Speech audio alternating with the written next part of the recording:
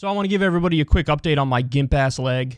For those of you who didn't see the previous segment, I think it's titled something like Kyle's 7-hour visit to the ER details the horrors of U.S. healthcare, something to that effect. I was playing tennis with Crystal, and I kind of heard like a pop, and it felt like somebody hit the back of my leg with something. And I turned around and I was like, what just hit me? I literally turned around and thought something hit me. And when I realized nothing was there, I was like, uh-oh.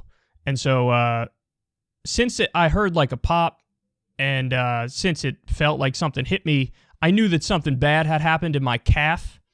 And so I gave it like, 20 or 30 minutes and iced it and saw where I was at. And I basically couldn't use my right leg at all.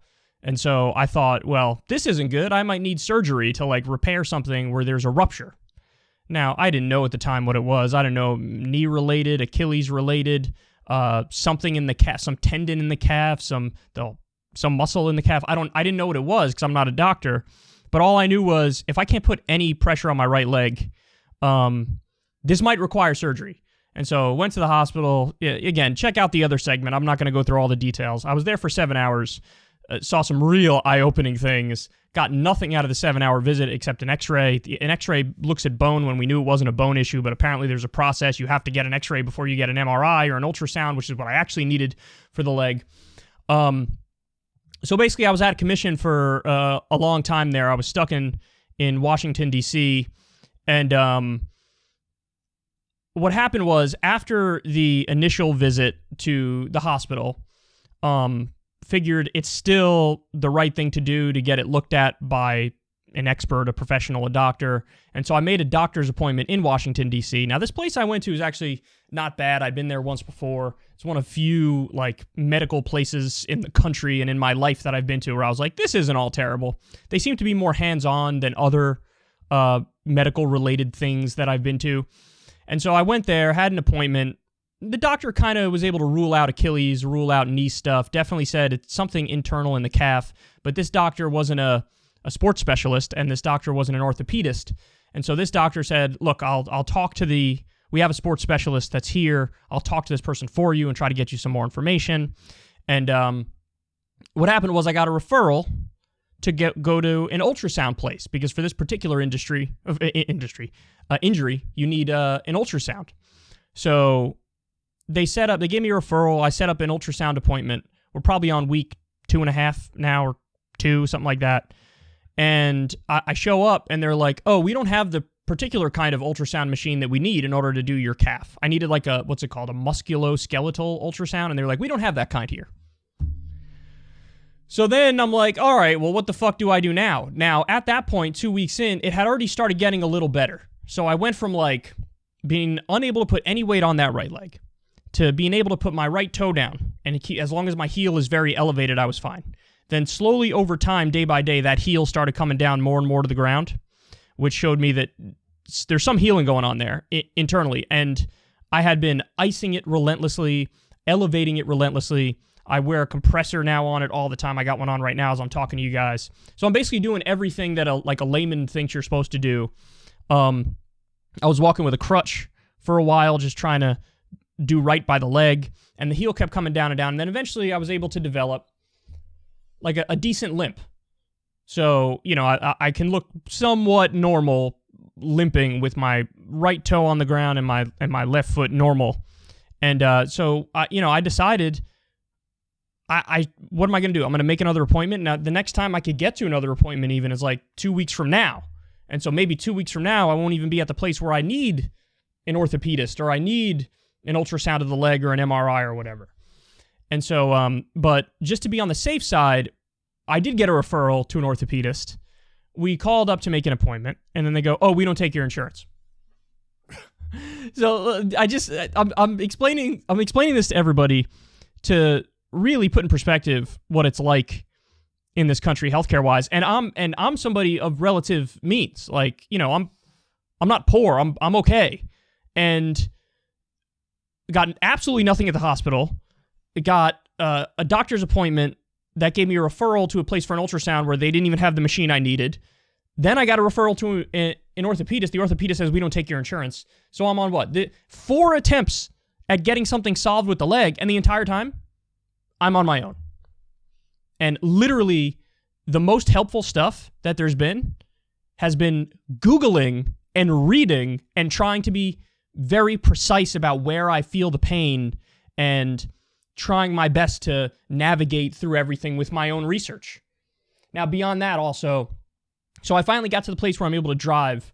Now, it's a little difficult because I have to sort of move my whole leg as opposed to just sort of easily moving my foot right to left, you know? And 4.5 hour drive after an injury, by hour like 2 or 3, your leg gets a little tired. But so I was able to get back to New York, and I went and ate dinner with my mom. Now, my mom is a physical therapist, and she's been for years. And she actually is the most helpful now. So I went all these different places. I owe thousands of dollars. I got nothing for it. And now the most helpful stuff I ever did was just Google and read on my own to get answers, and then go see my mom, who was like, okay, look, here's the stretch. And what she told me, just to sum up what she told me, she said, so I have to stop limping, because if I keep limping, the leg's going to heal in a position where I just limp now, you know? And so you want to push your limits a little bit. Don't feel a lot of pain, but push your limits a little bit and do this stretch where I take a towel and put it on my, lay down, put my leg out straight, put it on my toe, and pull back, because I got to get my foot into what's called dorsiflexion. Right now I can't. I could do a 90-degree angle with my foot, but I can't go 10 or 15 degrees beyond that. And so my mom said I have to do that all the time, and I have to basically train my foot to get back on the ground normal. And she said she'd rather see me walk and shuffle like an 80-year-old man than limp fast. And so she gave me a bunch of stretches to do. She gave me a regimen. She says, in the morning, heat it, do your stretches. At night, if it's sore, ice it, and just do that until you're back, fully functional. And I just find it's a terrifying microcosm of our healthcare system, isn't it? That I tried 4 different avenues to get answers. All of them got basically nothing. And my best bet was like, okay, I guess my mom will help me and I will Google and research on my own. That's terrifying. And then, by the way, a little cherry on top is now with this new COVID variant, which, by the way, the new evidence that's out suggests that it's not any worse than the other COVID variants in terms of the sickness that you get. It's more transmissible, but not necessarily worse in terms of the symptoms. Because of that new COVID variant, the governor of New York said, we're declaring a state of emergency basically preemptively. And so if you have any procedures that are like non-emergencies, they're postponed. And so even if I wanted to now go to some doctor and get something done, it's like, can I even really do that? I don't know. It seems like it's less likely because now all the onus is back on COVID. So by the way, everybody get fucking vaccinated, because that was one of the problems when I went to the hospital in Virginia. It was like anybody who could retire did retire because the pandemic wore them thin. And then of the COVID patients who were in there, they were all severe at this point, and it's mostly unvaccinated people, of course.